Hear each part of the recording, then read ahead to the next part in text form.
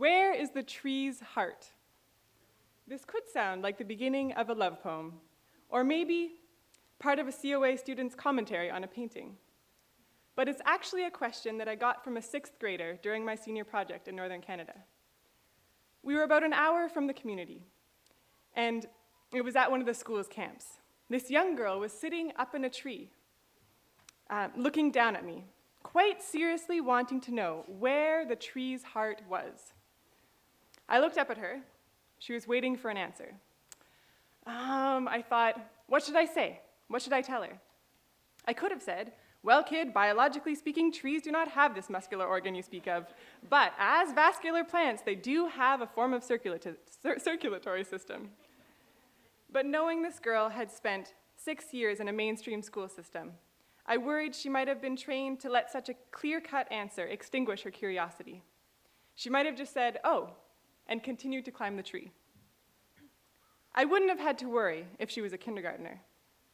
If you know any kindergartners, you know that nothing can extinguish their curiosity. About a year earlier, I was in a kindergarten class for one of my Ed Studies classes. A student was looking very intently at his hand, and then at his friend's hand, and then at my hand, counting under his breath. Finally, he said, "Hey, why do we all have 5 fingers?" I could have said something like, well, kid, the structure of our hands is the product of natural selection, through which the opposable thumb, for example, has evolved as a favorable trait.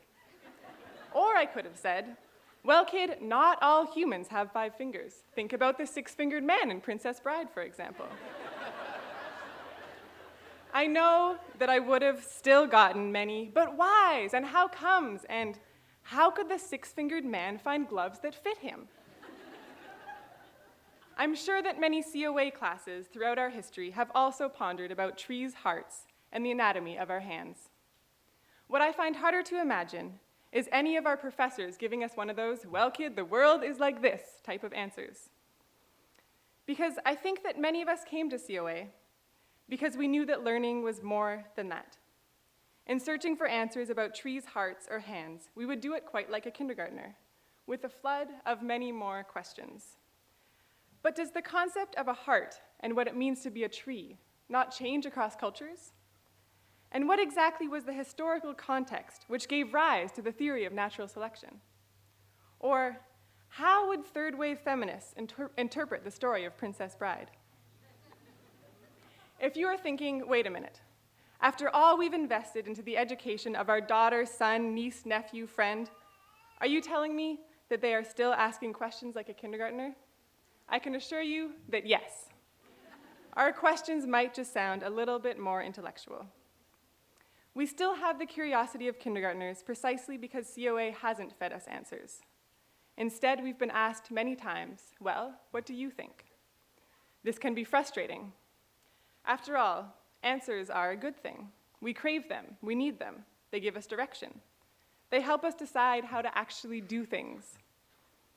But I've heard myself and others at the end of a term saying things like, I feel like I know less now than I did when I started this course, because all I learned was how much I don't know.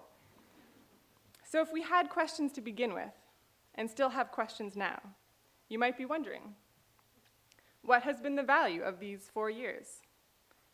What we may not realize is that we have actually arrived at some answers throughout our time here. It's just that we've learned to see answers as starting points for new questions. In that sense, our many lingering questions are something to celebrate. They show how far we've come in acknowledging the complexity of things. They show how much we've learned. At this point in my speech, I initially had a vision that I would somehow prove to you just how profound of thinkers we've become by sharing some of the questions that are on my classmates' minds. I had it all figured out. I'd collect questions from my classmates, even record them, and I'd weave them together, weave all of our voices together into a beautiful montage that I could play back for you. However, I threw out the recording idea quite early on when I realized it would be hard to catch my classmates in their natural question-asking state if I was sticking a microphone in their face. I decided instead to play the ethnographer, conducting more spontaneous and informal interviews. But when I asked for questions, what I found instead were conversations, really interesting ones. about hope and life cycles, about where I am on the page. 1 minute.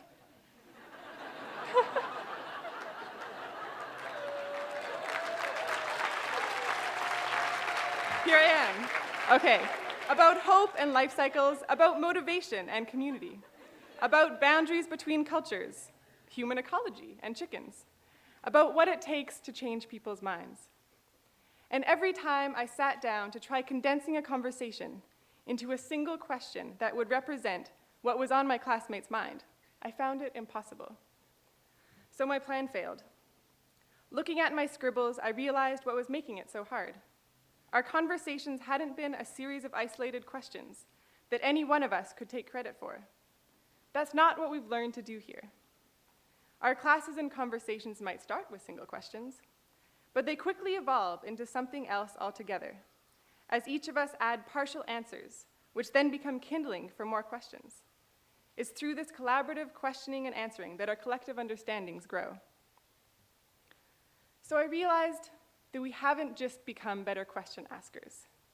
We've also learned that our questions and each of our areas of work connect to other people's questions and ways of work that coming into COA we might never have imagined. Realizing this was comforting, because it could be frightening to be graduating when we're so conscious of all we still don't know. But it would be even more frightening if we thought we had to find all of the solutions on our own. When I leave here, I plan to return home to Northern Canada. Thinking about becoming a teacher there, I'm still filled with questions. How can I help a child learn when they come to school without breakfast, or when they come weighed down with anxiety from an unstable household? What if this instability is caused by poverty and alcoholism and environmental degradation, which in turn are symptoms of larger structures of power and racism that have been imposed on these communities for over 100 years? Realizing how much is out of my hands and how much is beyond my scope of knowledge, I could give up. Or I could do what we've been practicing here this whole time. I could invite other people into my questions, and I could build connections between my work and theirs. The school cooks, the social workers, the policymakers, the historians, and the environmental groups are also pursuing answers. Anything we do in isolation could never be as powerful as the collective insight and knowledge and action that could emerge if each of us contribute our own pieces of knowledge and partial solutions. For me, this is not only comforting, but empowering. And so what I want to say is that questions are essential. But I hope we never underestimate the power of engaging in conversations of all types, the ones about daunting, interconnected problems, and also the ones that begin with simple and wonderful things of the world. So I was standing underneath that tree, and the young girl was still looking down at me from her branch, waiting for an answer. Finally, I said something like, "That's a great question. What do you think?" And it led to quite the conversation about how the tree's name was Martha, and what the tree might do when the students weren't around, and whether or not it hurts when her branches break. By the way, if anyone has ideas about where a tree's heart could be, let me know, because I'm still quite curious.